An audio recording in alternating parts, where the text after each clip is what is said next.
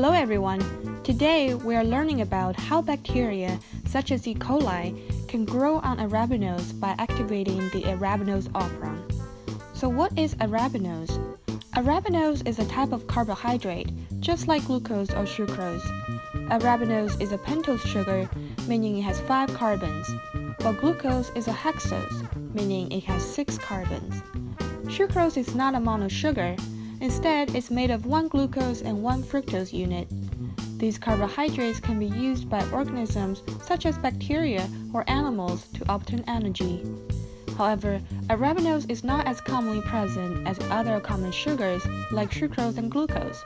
Therefore, smart bacteria have a specialized pathway to metabolize arabinose, and this is arabinose operon. But what is an operon? Simply put, an operon is a group of genes that are under the same promoter, and thus are transcribed together. They usually have related functions. For example, there is the lac operon for lactose metabolism and the arabinose operon that will be discussed here. Here is the layout of the arabinose operon.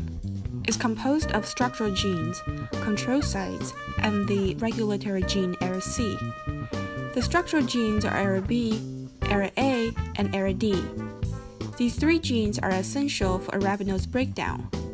Note that ARC and ARAB have different promoters.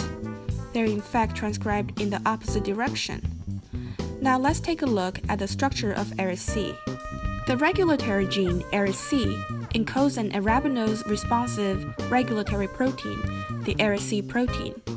ARC regulates the arabate operon in a homodimer form, meaning 2 ARC proteins need to act together to be functional.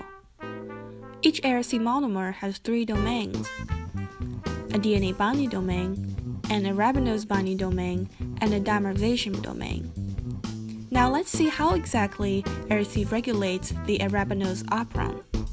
When arabinose is absent, an ARC dimer binds to ARO2 and ARI1 sites, leading to the formation of a DNA loop which prevents the RNA polymerase from binding to the arabinose operon promoter, which inhibits the transcription of the arabinose operon.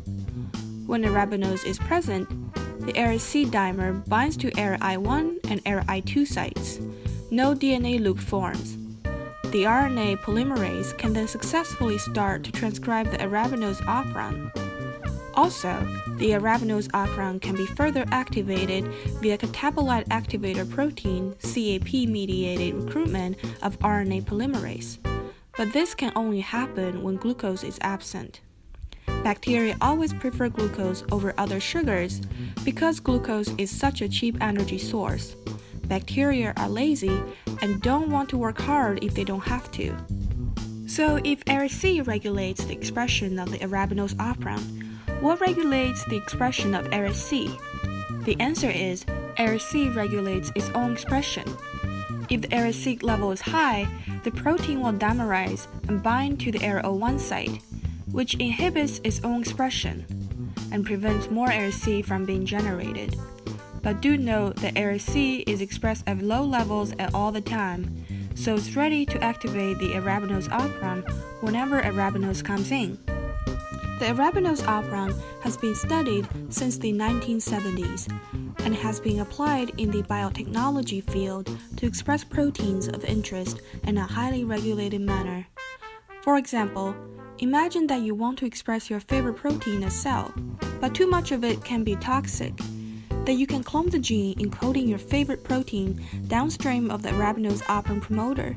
You can then regulate your favorite protein expression in an arabinose-inducible manner, so you can express your protein only when it's appropriate and don't need to worry about the toxicity caused by its overproduction. So that's a short summary of how the arabinose operon is being regulated. I hope you learned something from it and continue to explore the exciting realm of science. See you later.